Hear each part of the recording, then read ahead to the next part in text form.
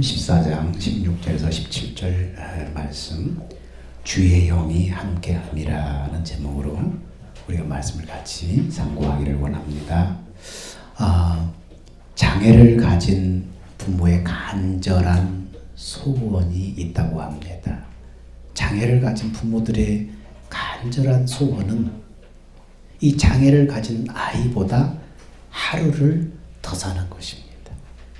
왜냐하면 부모의 도움 없이 장애를 가진 이 자녀가 홀로 세상을 살아가기에는 이 세상이 너무나 험난하다고 생각하기 때문에 어찌하든지 이 장애를 가진 아들보다 내가 하루를 더 살게 하옵소서. 그게 부모의 심정이라고 합니다. 여러분, 성도도 마찬가지입니다. 예수님을 믿고 하나님의 자녀가 되었지만 세상은 여전히 험난합니다. 우리는 어떻습니까? 우리 인간은 너무나 연약해요. 자주 넘어져요. 쓰러집니다. 이런 우리를 잘 알고 계신 예수님은 이 땅의 사역을 마치시고 승천하시면서 우리를 고아처럼 버려두지 않으셨어요. 영원토록 우리와 함께 하시고 열매 맺는 삶, 승리하는 삶, 넘어져도 다시 일어나는 능력 있는 삶을 살 수 있도록 주님께서 다 준비해 주셨습니다. 그 일을 위해서 예수님은 오늘 하나님 앞에 간구했습니다. 요한복음 14장 16절에 이렇게 간구합니다. 내가 아버지께 구하겠으니 그가 또 다른 보혜사를 너에게 주사 영원토록 너희와 함께 있게 하리니. 오늘 예수님께서 무엇을 간구했습니까? 보혜사를 보내주시기를 간구했습니다. 하나님의 자녀들, 예수 믿는 자녀들이 예수님의 부활 승천하신 후에 하나님 보좌로 올라갈 때에 저들을 세상의 고아처럼 버려두지 않고 저들을 지키고 보호하시고 위로하시고 저들의 중보자가 되어주시도록 그들 곁에 서서 함께 하시도록 우리 주님께서 보혜사를 하나님께 요청을 하셨습니다. 보혜사라는 말은 원문에 파라클레토스인데 도움을 베풀기 위해서 곁으로 부름받은 자라는 의미입니다. 그래서 돕는 자, 위로자, 상담자, 중보자라는 그런 뜻을 가지고 있습니다. 여러분, 근데 예수님은 하나님 앞에 간구할 때 또 다른 보혜사를 보내달라고 요청합니다. 내가 아버지께 구하겠으니 그가 또 다른 보혜사를 너희에게 주사 또 다른 보혜사라고 말씀하고 있어요. 여러분, 또 다른 보혜사라는 말은 무슨 말입니까? 예수님이 승천하시면서 또 다른 보혜사를 보내달라고 그랬는데 그렇다면 예수님도 보혜사의 역할을 감당하셨다는 뜻입니다. 그래서 예수님은 하나님께 자신과 같은 다른 보혜사를 보내주시옵소서. 그래서 저들도 보혜사의 역할을 감당하게 하옵소서. 이렇게 지금 기도하신 것입니다. 예수님은 이 땅에 오셨고 제자들을 세우셨고 그들 곁에 서셔서 도움을 베푸셨습니다. 그들을 위로하셨습니다. 그들을 가르치셨습니다. 그들을 중재하셨습니다. 보혜사의 역할을 감당하신 거예요. 그리고 이제 앞으로 주어진 십자가 사역을 마친 후에 자신과 같은 역할을 감당할 분을 하나님 앞에 간구하는데 그 보혜사가 성령님이시라는 거입니다. 그래서 요한복음 14장 26절에 보혜사 곧 아버지께서 내 이름으로 보내실 성령 그가 너에게 모든 것을 가르치고 내가 너에게 말한 모든 것을 생각나게 하시리라. 그 보혜사가 바로 성령님이라고 말씀합니다. 예수님이 육신으로 계실 때 제자들 곁에서 돕는 자, 위로자, 상담자, 중대자로서 예수 제자들 곁에서 보혜사 역할을 감당하셨고 십자가 사역을 마치시고 부활 승천하신 후에는 성령이 믿는 자들 가운데 오셔서 보혜사의 역할을 감당하시는 것입니다. 여러분, 남자들이라면 군대 갔다 온 남자들이라면 여러분 매일 뭘 쓰죠? 경계 근무를 쓰잖아요. 보초 경계 근무를 쓰잖아요. 예. 군대에서 보초들이 경계 근무를 서는데 시간이 되면 보초 교대를 해요. 그래서 다른 사람이 전우들이 와서 대신 보초 교대를 쓰고 나는 또 가는 것입니다. 근데 내가 하는 역할과 또 다른 사람이 바꿔서 교회를 해서 하는 역할과 어떻습니까? 똑같아요. 경계 근무를 똑같이 쓰는 거예요. 바로 예수님이 이 땅에서 보혜사로서 역할을 했다면 예수님이 떠나신 다음에 예수님과 같은 역할, 곁에서 믿는 자들을 돕는 것, 곁에서 그들을 위로하시고 그들의 마음을 위로하시고 그들을 위해서 기도하시고 그들의 마음을 상담하시고 곁에서 돕는 자의 역할을 성령이 와서 똑같이 하신다는 것입니다. 그러므로 예수 믿고 하나님의 자녀가 된 성도는 세상에서 혼자인 것 같지만 결코 혼자가 아니라는 거예요. 보혜사 성령이 우리 곁에 오셔서 함께 하심으로 우리를 도와주시고 위로하시고 상담하시고 우리를 위해서 중보하시고 우리를 그렇게 도우시는 것입니다. 예수님은 이 땅에서 33년의 생애를 살다가 하늘로 승천하셨는데 그러면 성령님은 이 땅에 오셔서 언제까지 우리와 함께 하시는가? 자, 요한복음 14장 16절 한번 다시 한번 읽어볼까요? 자, 시작. 내가 아버지께 구하겠으니 그가 또 다른 보혜사를 너에게 주사 영원토록 너희와 함께 있게 하리니. 예, 성령님은 우리와 영원토록 함께 있게 하시겠다고 하셨습니다. 예수님은 자신의 제자들을 사랑하시되 끝까지 사랑하신다고 하셨고 제자들을 고아처럼 버려두지 않겠다고 약속하셨습니다. 비록 십자가 사역 이후에는 하늘 보좌에 앉으실 거지만은 이 땅에 있는 제자들과 여전히 함께 하고 싶으셨습니다. 그래서 성령님을 보내주신 것입니다. 예수님이 제자들을 사랑하시되 끝까지 이들을 사랑하고 싶으셨어요. 그리고 이들과 끝까지 부활 승천한 다음에도 이들과 끝까지 함께 하고 싶으셨어요. 그래서 승천하신 다음에 성령을 보내주셨어요. 그런데 예수님이 끝까지 함께 하시겠다고 하셨는데 성령님을 보내주신 것은 임무 교대를 하신 게 아니에요. 예수님이 함께 하신다고 그랬는데 끝까지 함께 한다고 그랬는데 성령을 보내주신 것은 끝까지 한 게 아니고 임무를 교대하신 것이잖아요. 근데 눈마저 8장 9절에는 이렇게 말씀합니다. 너희 속에 하나님의 영이 거하시면 너희가 육신에 있지 아니하고 영에 있나니 누구든지 그리스도의 영이 없으면 그리스도의 사람이 아니라. 성령을 하나님의 영이라고 말씀하시면서 또한 그리스도의 영이라고 말씀하고 있다는 사실이에요. 성령님은 영원하신 하나님의 영이기 때문에 영원하신 분이에요. 그래서 영원토록 우리와 함께 하시는 거예요. 또한 성령님은 예수의 영이기 때문에 믿는 자를 성전 삼아 내주하시기 때문에 내가 세상 끝날까지 너희와 항상 함께 하리라 그 약속을 지키고 계시는 거예요. 예수님은 육신으로 있다 부활 승천하셨지만 영으로 예수의 영으로 다시 오셔서 믿는 자들과 성령으로 함께 하신 거예요. 예수의 영, 하나님의 영. 그러니까 성부와 성자와 성령은 삼위일체신 거죠. 성령은 하나님의 영이시면서 예수님의 영이시. 성부 아버지, 그 아들 예수, 하나님의 영이신 성령이 바로 그래서 삼위일체신 것입니다. 그래서 성령으로 믿는 자들과 함께 하시고 세상 끝날까지 내가 너희와 함께 하리라. 너 육신이 끝나는 그날까지 내가 너와 함께 하리라. 그리고 하나님의 나라에 가서도 영원토록 하나님의 영원하신 하나님의 영이 그 안에 있기 때문에 그 하나님의 영이 함께하는 것입니다. 찬송가에 내가 매일 기쁘게 이렇게 찬송이 있습니다. 내가 매일 기쁘게 순례길을 행함은. 어떻게 사람이 매일 기쁘게 순례길을 걸어갈 수 있을까요? 어떻게 사람이 환난 많은 세상에서 어떻게 매일매일 기쁘게 순례길을 행할 수 있을까요? 그것은 꿈 같은 일이에요. 그런데 그렇게 할 수 있는 근거가 다음에 가사에 나와 있죠. 좁은 길을 걸으며 밤낮 기뻐하는 것은 주의 영이 함께 함이라.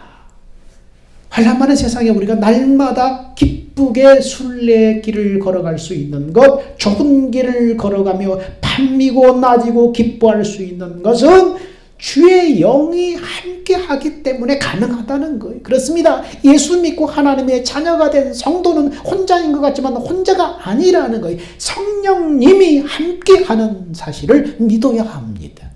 우리가 기도할 때 아까 무엇을 주제로 기도했어요? 하나님이 반드시 계신 것을 믿는 것. 이 사실 하나만 반드시 믿는다면 믿는 자의 삶이 달라져요. 하나님이 우리 살아계십니다 라고 우리는 그렇게 고백하고 믿는 척 하지만은 실상은 뭐예요? 하나님이 없는 것처럼 행하는 거예요. 하나님이 없는 것처럼 말하고 없는 것처럼 생각하고 하나님이 안 계신 것처럼 행동하는 거예요. 정말 살아계신 하나님에 대한 확신, 그 확신이 깨달아지면은 우리는 함부로 살 수가 없는 거예요. 오늘 성령님이, 그 하나님의 영이신 성령님이 오늘 믿는 사람과 함께 하신다고 말씀하고 있습니다. 그래서 우리의 삶이 기쁘고 매일매일 기쁜 믿음의 삶을 살 수 있으려면은 성령님과 동행해야 돼요. 서울에서 부산까지 가는 길 중에 가장 빠른 방법이 뭘까요? 기차요? 비행기? 비행기가 가장 빠르요. 서울에서 부산까지 가는 가장 빠른 방법 중에 하나는 당연히 비행기 타고 가는 것이 가장 빠릅니다. 그런데 누구와 함께 가느냐에 따라서 빠르게 느껴질 수도 있고 느리게 느껴질 수도 있다는 거예요. 정말 친하지 않은 사람과 함께 부산까지 여행을 간다고 생각합시다. 그 시간이 어색하고 같이 가는 시간이 어떻습니까? 길게 느껴지는 거예요. 근데 사랑하는 사람, 내가 좋아하는 사람, 친한 사람과 함께 한다면 즐거움 가운데서 시간은 빠르게 지나가요. 벌써 왔어? 이렇게 돼버리는 거예요. 내가 친하지 않은 사람, 어색한 사람, 부담스러운 사람하고 같이 부산까지 간다면 자꾸 뭐예요? 시계만 들여다보는 거예요.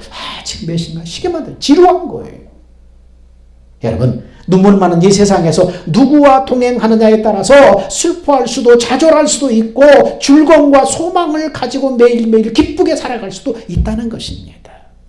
내가 누구와 함께하고 있는지를 알고 믿어서 내가 매일 기쁘게 그런 믿음의 길을 가는 여러분 되시기를 축원합니다. 그러면 성령께서는 누구와 영원히 함께 하시는가? 자, 16절, 우리 17절 같이 한번 읽어봅시다. 자, 성경을 주목해서 읽어봅시다. 자, 찾으셨죠? 시작. 내가 아버지께 구하겠으니 그가 또 다른 보혜사를 너에게 주사 영원토록 너희와 함께 있게 하리니 그는 진리의 영이라. 세상은 능히 그를 받지 못하나니 이는 그를 보지도 못하고 알지도 못함이라. 그러나 너희는 그를 아나니 그는 너희와 함께 거하시며 너희 속에 계시겠습니다. 아멘. 성령님은 예수 믿는 성도와 영원히 함께 하셔요. 예수님께서 제자들을 위해서 성령을 보내주신 것처럼 성령님은 예수의 제자가 아니면 함께 할 수 없어요. 세상은 성령님을 알지 못하기 때문에 세상은 성령님을 알지 못하기 때문에 성령님과 함께 할 수 없어요. 왜 성령을 알지 못합니까? 저들이 예수를 거부했기 때문에, 예수님을 거절하고 거부했기 때문에 예수의 영이신 성령님을 알지도 못하는 거예요. 깨닫지도 못하는 거예요. 그러나 오순절날 예수 하나님의 약속을 믿고 기다린 120명의 제자들, 예수 믿는 제자들은 어떻습니까? 그들은 성령을 받았어요. 성령의 충만함을 받았어요. 예수의 십자가 복음을 믿는 성도만이 진리의 영이신 성령님과 함께 할 수 있는 거예요. 성령은 어떤 사람에게 역사하는가? 자, 성령님은 예수 믿는 성도와 영원히 함께 하십니다. 두 번째로 성령님은 어떤 사람에게 역사하는가? 영원히 함께 하는 거고, 성령님이 내 안에 계신 성령님이 역사하는 거고 또 틀립니다. 자, 오늘 본문에 15절에서 24절에 가장 많이 등장하는 단어가 뭡니까? 한번 보세요. 자, 15절에서 24절 지금 한번 보세요. 가장 많이 등장하는 단어가 뭘까요? 어떤 단어 같아요? 네, 정말로 많이 등장하는 단어가 계속해서 구절마다 계속해서 자주 반복되는 단어가 있어요. 성경에서 어떤 단어가 반복되는 것은 뭡니까? 그 단어를 주목하라는 거예요. 그거 눈여겨보라는 거예요. 지금 저자가 말씀하려는 지금 저자가 강조하는 그 구절이 있어요. 핵심 의지가 있어요. 15절에서 24절 가장 많이 등장하는 단어가 너희라는 단어예요. 16절, 17절 두 구절 안에서만도 너희라는 단어가 무려 5번이나 등장하고 있습니다. 예수님이 지금 제자들과 말씀하면서 너희라고 말하는 것은 누굽니까? 예수님의 제자된 사람들을 가리키고 있는 것입니다. 제자된, 예수의 제자된 사람들. 제자는 누구입니까? 예수님을 사랑하고 예수의 자취를 따라가는 사람들이에요. 그러면 제자된 너희는 구체적으로 어떤 사람들인가? 어떤 사람들의 제자인가? 자, 15절에서 24절을 한 내용으로 본다면은, 자, 처음에 15절과 그 다음에 뒷부분 21절, 22절, 23절 이 부분이 양쪽으로 봉투처럼 되어 있어요. 봉투의 입구와 끝처럼 되어 있어요. 자, 15절에 무엇을 어떤 사람들이 바로 너희 제자된 너희인가? 15절 같이 읽습니다. 시작. 예. 자, 21절 봉투의 끝 마무리 21절에 시작.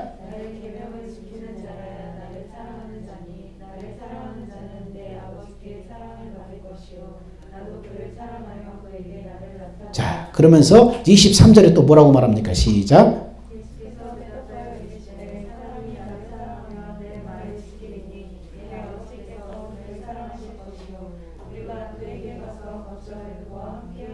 예, 이러한 문법을 수미상관법이라고 그래요. 이런 문법이 여기다 적용이 되었어요. 봉투 처음과 끝을 강조하는 말을, 진짜 말하고 싶은 말을 거기다 넣어놓은 거예요. 그리고 나머지 결론적으로 23절에 사람이 나를 사랑하면 내 말을 지키리니 아버지께서 그를 사랑하실 것이요 우리가 그에게 가서 거처를 그와 함께 하리라. 본문에서 강조하는 제자된 너희는 누구냐? 주님을 사랑하는 사람들이에요. 이게 주님을 사랑해서 주님의 자취를 따라가는 사람들이에요. 이게 주님의 제자된 바로 너희예요. 그들이 주님을 사랑한다는 증거가 뭡니까? 그들을 사랑한다는 증거가 나의 계명을 지키리라. 나의 계명을 가지고 지키는 자라야 사람이 나를 사랑하면 내 말을 지킬 것이다. 나의 계명, 내 말을 지키는 자. 주님의 제자된 사람은 주님을 사랑해서 주의 말씀을 듣고 깨달아서 지키는 사람들입니다. 주님을 사랑하지 않는 사람은 주의 말씀을 듣지도 못하고 깨닫지도 못하고 지키지도 못하는 것입니다. 이게 주님을 사랑하는 너희, 제자된 너희예요. 사람을 상대로 사람은 상대방을 사랑하고 존경할 때 그 사람의 말을 무겁게 여기고 말에 귀를 기울이게 됩니다. 그런 면에서 목회자 가정의 자녀나 가족들은 손해예요. 목회자 가정의 자녀나 가족들은 목회자 아버지의 흉허물을 보면서 한 가정에서 자라기 때문에 말씀으로 지도하고 권면해도 육신의 말씀으로 받아버린 경우가 많아서 말씀이 영혼을 터치하지 못해요. 왜일까요? 목회자는 성경적으로 가치관으로 세팅된 사람이에요. 그래서 그 안경으로 세상을 보는 거예요. 목회자는 수십 년 동안 계속 성경을 파고 성경 속의 교육을 받고 그렇기 때문에 이 성경적인 가치관으로 세팅이 된 사람이에요. 그래서 사물이나 사건을 바라볼 때 그 안경으로 바라보는 거예요. 그런데 우리 일반 성도들은 어떻습니까? 하루의 대부분의 시간을 세상적인 가치관으로 돌아가는 세상에서 보고 듣고 그러기 때문에 육신의 아버지일지라도 말씀 앞에서는 주의 말씀으로 받아야 영적인 유익을 가져오는데 그렇게 못한다는 거예요. 잘 안 된다는 거예요. 뭐 때문에요? 흉어물을 같이 보면서 그것이 장애물이 돼버리는 거예요. 그런 면에서 목회자와 좋은 관계를 맺되 흉어물이 보일 정도까지 가까워지면 본인에게는 영적으로 손해예요. 왜요? 흉어물이 보이면 말씀이 막혀서 들어가지 않기 때문이에요. 오늘 말씀에 너희가 나를 사랑하면 나의 계명을 지키리라. 사람이 나를 사랑하면 내 말을 지키리니. 그렇습니다. 주님을 진짜 사랑하고 존경하는 사람은 주님의 말씀을 귀 기울이는 거예요. 무겁게 듣는 거예요. 그리고 그 말씀을 지키는 거예요. 성령은 보고 복음을 듣고 예수를 영접한 성도와 함께 합니다. 그러나 성령의 일하심은 오늘 본문에 등장하는 너희, 제자된 너희에게 역사합니다. 하나님은 주님을 사랑함으로 주의 계명을 지키는 사람들을 사랑합니다. 주님은 주님을 사랑하는 사람들을 통해서 자신을 나타내시는 거예요. 주님이 역사하는 거예요. 주님이 일하는 거예요. 성령님은 그러면 너와 함께, 제자된 너희와 함께 하시는데, 그러면 구체적으로 어디에 역사하는가? 어디에 역사하는가? 우리는 성령이 예수 믿고 예수를 영접해서 성령이 머무르는 사람으로 끝나는 것이 아니라 어떻게 성령이 일하시고 역사하는 사람이 돼야 돼요. 나를 통해서 성령이 일하시고 역사하는 사람. 주님을 사랑할 때, 주님을 사랑할 때 주님의 말씀이 들려지고 주님의 말씀이 깨달아지고 주님의 말씀이 지켜지게 됩니다. 그런 복음성가, 유명한 복음성가 있죠. 주의 음성, 주의 뜻 내게 말씀하소서. 누구에게? 사랑하는 자에게. 사랑하는 자에게 말씀하소서. 사랑하는 자에게 알려주소서. 사랑이에요, 사랑. 네 번째, 성령님은 제자된 너희와 함께 가시는데 구체적으로 어디에 계시는가? 자, 17절 읽어봅시다. 우리가 읽었지만 또 한번 우리 다시 한번 말씀을 듣는 입장으로 자, 같이 읽어보겠습니다. 시작. 그는 진리의 영이라 세상은 능히 그를 받지 못하나니 이는 그를 보지도 못하고 알지도 못함이라. 그러나 너희는 그를 아나니 그는 너희와 함께 거하시며 또 너희 속에 계시겠습니다. 성령님은 어디, 구체적으로 어디 계시는가? 너희와 함께 한다. 너희 속에 계신다는데 그럼 구체적으로 어디 계실까? 더 깊이 봅시다. 자, 이전에는 우리는 죄 때문에 거룩한 성령이 우리와 함께 하실 수 없어요. 죄 가운데 거룩한 영이 들어올 수 없어요. 더러워서. 근데 이제는 뭡니까? 예수님의 십자가 복음으로 말미암아 죄사함의 은혜를 받았기 때문에 이제는 거룩한 성령이 우리 안에 들어오셔서 함께 사실 수 있게 되었어요. 그래서 거룩한 성령이 너희와 함께 너희 속에 계시겠습니다. 그렇게 말씀해요. 성령은 예수 믿는, 예수 영접한 사람 함께 계시. 그리고 그 속에 계시. 자, 그 속이라는 것이 도대체 어디인가? 창세기에 하나님이 인간을 만드실 때 무엇으로 만드셨다고 그랬어요? 창세기에 하나님이 인간을 만드실 때 뭐로 만드셨다고요? 흙으로 사람을 만드셨다고 그랬어요. 자, 여러분, 흙으로 사람을 빚으셨다고 하니까 우리는 어떤 상상을 해요? 하나님이 비싼 도자기를 만들 때 쓰는 고령토로 우리를 찰지게 잘 빚으셨을 것이다 라고 생각하는데, 여기서 흙은 원전에 보면은 먼지 티끌이라는 단어를 사용했어요. 우리 인간은 먼지 티끌 같은 것을 모아서 하나님이 지으셨다는 거예요. 근데 인간이 인간으로서 가치가 있는 것은 티끌로 만들어진 인간의 형상에다가 하나님이 그 코에 생기를 불어넣어서 생명이 되게 하셨기 때문에 인간의 인간으로서 가치가 있는 거예요. 그러므로 하나님이 없는 인생은 티끌처럼 먼지처럼 무가치하고 허무한 거예요. 세상에 먼지와 티끌이 무슨 가치가 있어요? 사람 속에 하나님의 영이 없으면 하나님이 없는 인생은 먼지 같은 티끌 같은 가치 없는 허무한 인생이라니까요.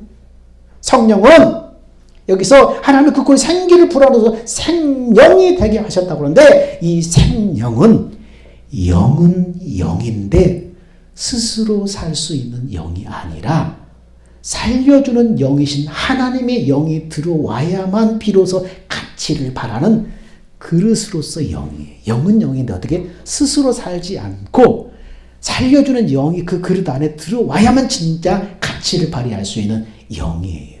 이 생명은. 그러므로 살려주는 영이신 성령님이 우리 속에 들어와 계시는데, 그럼 어디 계실까요? 그릇으로서의 영, 바로 생명을 성전 삼아 계시는 거예요. 자, 우리의 몸은 어떻게 분류를 하죠? 몸과 혼과 영으로 분류해요. 그래서 혼은 이제 마음, 의식이라고 할 수 있는데 몸과 혼과 영으로 분류해요. 근데 하나님의 성전도 세 가지로 분류해요. 성전의 마당과 그 다음에 성소와 그 다음에 지성소로 분류해요. 자, 구약에 하나님이 어디에 역사하셨어요? 구약의 성전에 하나님이 임재하시는 장소는 어디예요? 성전 마당도 아니에요. 성소도 아니에요. 지성소 깊은 곳에 법궤가 놓여있고 그 법궤 위에서 하나님이 임재하시고 역사하셨어요. 그러므로 우리 속에 계시는 성령님은 우리의 영혼을 성전 삼아서 내주하시는 거예요. 그래서 너희 속에 계시겠습니다. 영은 감지할 수가 없어요. 감각할 수가 없어요. 영은. 지성소 안에 계신 하나님의 영은 우리의 느낌으로 감각하고 느껴지지 않아요. 영이기 때문에. 근데 하나님이 특별히 우리에게 은혜를 주시면 하나님이 역사하도록 느껴지도록 임재하는 거예요. 이 성소 바로 마음 안에 느껴지도록 감각하도록 임재하시는 거예요. 그럼에도 불구하고 우리가 십자가에 죽은 옛 본성의 유혹을 쫓아 살면 성령님은 역사할 수가 없어요. 일하실 수가 없어요. 이미 십자가에 못 박혀버린 이 죄악된 옛 본성의 유혹이 끊임없이 우리를 충동질하는데 거기에 순종해서 살면은 성령님은 역사할 수 없어요. 일하실 수 없어요. 임재하실 수 없어요. 성령이 믿는 자의 영을 성전 삼아서 임하신 것은 성령이 우리 안에 오셔서 구원의 완성을 위해서 일하셔야 되는데 더 이상 일하실 수가 없으시는 거예요. 성령님의 일하심으로 우리 안에 오신 목적을 이루시게 하려면 오직 믿음으로 내가 주와 함께 십자가에 죽었음을 고백하고 나를 내려놓는 거예요. 내 생각도 내 고집도 내 의지도 내려놓는 거예요. 그리고 나를 성전 삼아 내 안에 오신 예수를 믿음으로 바라볼 때 성령이 나를 통해서 일하여 주시고 나를 통해서 주님을 나타내 주시는 거예요. 이런 삶을 살아야 되는 거예요. 오래전에 하나님이 살아계시다는 것, 하나님이 계시다는 것, 그리고 그 하나님이 함께 하신다는 이 확신, 이 믿음이 흔들리고 슬럼프에 빠졌을 때가 있어요. 아마 총각 때였나 그랬을 거예요. 하나님이 계시다는 것과 하나님이 나와 함께 하시다는 이 믿음이 흔들리고 슬럼프에 빠졌어요. 그래서 오살리 기도원에 들어가서 기도를 해서 3일을 금식하면서 성경 읽고 찬송하고 또 기도하고 산책하면서 사흘을 보냈어요. 사흘째 되던 날에 기도굴에서 나의 삶을 되돌아보면서 회개하고 찬송하고 기도하고 있었는데 어느 순간에 내 목소리로 찬송하고 기도하는데 내 영 속에서 나의 성대를 빌려서 주님이 나와 함께 찬송하고 함께 기도하는 것이 깨달아지면서 믿어지면서 느껴지는 거예요. 깨달아지면서 믿어지면서 느껴지면서 그 순간부터 주님하고 대화가 되는 거예요. 내 목소리가 내 성대로 기도하는데 내가 성대로 책을 읽는데 그 성대를 빌려서 주님이 함께 하시는 것이 느껴지는 거예요. 내가 기도하지만 주님이 기도하고 내가 찬양하지만 주님이 내 목소리와 함께 찬양하는 것이 느껴지는 거예요. 그래서 하나님이 반드시 계시는구나. 그분이 나를 성전 삼아서 나와 함께 하시는구나. 그러면서 찬송을 부르면서 확신 가운데 기도원을 내려왔던 적이 있습니다. 그렇습니다. 믿는 자와 함께 하시. 그분은 반드시 계셔요. 그리고 우리 속에 계셔. 성전 삼아 계셔. 그분을 우리가 경험하고 그분을 우리가 깨달아야 돼. 복음을 듣고 예수를 영접한 성도는 주님의 성령을 통해서 나를 성전 삼아 내주하시는 거예요. 그래 여기서 멈춰서는 안 되는 거예요. 주님이 예수 믿는 내 안에 계시다. 여기서 멈춰서는 안 되는 거예요. 예수 믿는 사람은 내 안에 오신 주의 성령으로 일하시게 하셔야 돼요. 예수 믿고 구원받은 것을 보험처럼 여기면서 그렇게 살아서는 안 돼요. 성령이 우리 안에 오신 목적이 있는데 성령으로 일하시게 해야 되는 거예요. 우리 안에 계신 성령님은 진리의 성령이기 때문에 진리이신 예수님을 말씀하고 가르쳐서 깨닫게 하시는 것입니다. 그래서 예수를 통해서 하나님의 사랑을 알려주셔서 우리 안에 뭘로 주는 거예요? 하나님을 사랑하는 주님의 마음을 불어넣어 주는 거예요. 그 마음에서 말씀하시는 주의 계명, 주의 진리의 말씀을 듣고 지켜 행함으로 하나님의 역사하심과 구원을 경험하게 되고 믿음이 자라가게 되고 예수의 성품으로 빚어져 만들어져 가는 거예요. 이 목적을 위해서 성령님이 오셨어요. 성령님은 우리를 이렇게 품고 보호하시고 가르치고 인도하심으로 세상을 이기는 능력 있는 삶을 살게 하시는 거예요. 성령은 이 일을 위해서 우리의 중보자가 되시고 우리의 보호자가 되시고 우리의 상담자가 되시고 우리 곁에 오셔서 우리를 도우시는 거예요. 이 목적을 위해서. 예수 믿고 구원받은 것, 성령이 내 영 가운데 계시다. 이 사실로 만족해버려서는 안 되는 거예요. 베드로가 물 위에 걸어오시는 주님의 말씀을 들었다고 해도 그가 배 안에 그냥 앉아 있었다면 아무 일도 일어나지 않았을 거예요. 주님이 바다 위를 걸어오시면서 주님을 발견하고 주여 주시거든 나를 오라고 하셔서 오라 들었어요. 근데 그가 여전히 배 안에 머물러 있었다면 아무런 사건도 일어나지 않았을 거예요. 듣고 믿음으로 행하니까 물 위를 걷는 기적을 경험하게 된 것입니다. 사랑하는 주님의 말씀을 듣고 믿음으로 행할 때 인간의 지식과 이성을 초월한 하나님의 역사를 경험하게 되는 것입니다. 여러분, 내 안에 계신 보혜사 성령의 가르침을 귀를 기울여서 주님의 사랑하는 마음을 받아서 말씀하시는 주님의 말씀을 따라 살아야 하는 거예요. 한 작은 배가 몇 시간 동안 강풍으로 인해서 풍랑 가운데 팍 시달리고 있었어요. 드디어 바람이 잦아져서 바다가 잠잠해졌어요. 근데 엔진이 고장나서 배가 계속 표를 하는 거예요. 사람들은 지쳐버렸어요. 며칠이 지나자 배 안에 마실 물이 다 떨어져서 승객들은 목이 말라서 죽어가고 있었어요. 그때 저 주평선 너머에 배 한 척이 천천히 오는 것이 다가봤어요. 사람들은 막 그 배를 발견하고 갈라진 입술로 소리쳤습니다. 물을 주세요. 물 좀 주세요. 물이요, 물. 그러자 상대편에서 의아한 눈으로 쳐다보면서 외쳤습니다. 물동이를 내려서 물을 드세요. 여긴 아마존 강이에요. 배가 바다를 지나서 강으로 거슬러 올라간 것을 몰랐기 때문에 생수를 바로 옆에 두고도 모두가 목말라서 다 죽어가고 있었다는 거예요.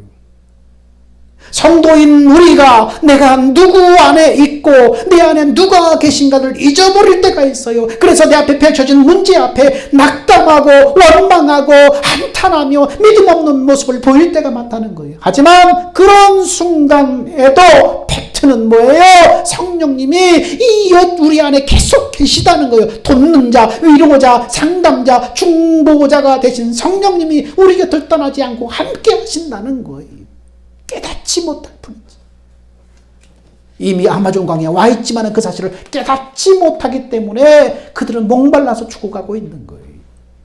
성령님, 돕는 자는 이미 우리 안에 와 계시겠어요. 그분으로 일하시게 해야 되는 것입니다. 사랑하는 여러분, 성령님이 보혜사로 우리 곁에 우리 안에 와 계십니다. 이 사실을 기억하시고 인생의 문제 앞에 세상의 방법, 세상의 사람을 찾아다니지 말고 오직 믿음으로 나의 죽음을 고백하고 내 것을 내려놓고 내 곁에 내 안에 오신 성령을 바라보고 주의 이름을 부름으로 성령의 인도받는 여러분이 다 되시기를 주의 이름으로 축원드립니다. 기도합니다. 사랑하는 주님, 감사합니다. 죄악 많은 세상, 험한 세상의 풍파 속에 우리를 홀로 두지 않으시고 주의 영을 보내셔서 우리와 함께 하신 주님, 보혜사 성령을 보내주셔서 우리를 도우시고 우리를 위로하시고 우리와 상담하시고 우리를 위해 중보하시는 성령님이 우리와 함께 하시는 사실을 알았습니다. 우리는 세상에 홀로 버려진 존재가 아니라 주의 영이 함께함이라. 좁은 길을 걸으며 내가 기뻐하는 것은 주의 영이 함께함이라. 이 사실을 믿음으로 바라보게 하여 주옵소서. 주님, 오직 성령이 내 안에 계심을 믿는 것으로 끝나는 것이 아니라 믿음으로 그분을 찾고 그분을 구함으로 그분으로 하여금 일하시게 하는 역사가 일어나게 하옵소서. 반드시 계신 것과 그분을 찾는 자에게 상 주심을 믿는 이 믿음으로 우리 안에 계신 성령을 찾고 구하고 그 안으로 들어가서 성령의 일하게 하심으로 우리의 삶이 매일 찬송하고 기쁜 순례길이 되게 하여 주시옵소서. 생명 되신 예수님의 이름으로 기도하옵나이다. 아멘. 다 기립하셔서 주님 다시 오실 때까지.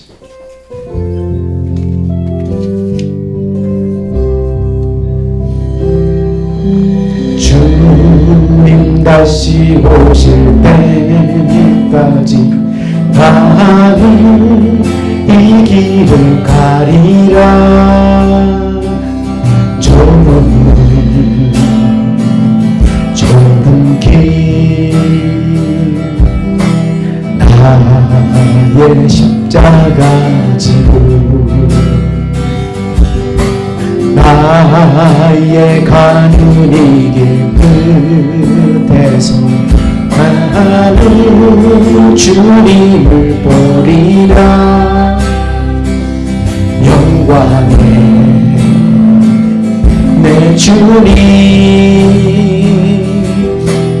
나를 맞아주시리. 주님 다시 오실 때까지 나는 일어나 달려가리라. 주의 영광 온 땅 덮을 때 나는 일어나 노래하리. 내 사모하는 주님 온 세상 구주시로 내 사모하는 주님 영광의 왕이시라. 이제는 우리 주 예수 그리스도의 은혜와 하나님의 사랑하심과 성령의 내주, 교제, 교통, 인도 말씀하심이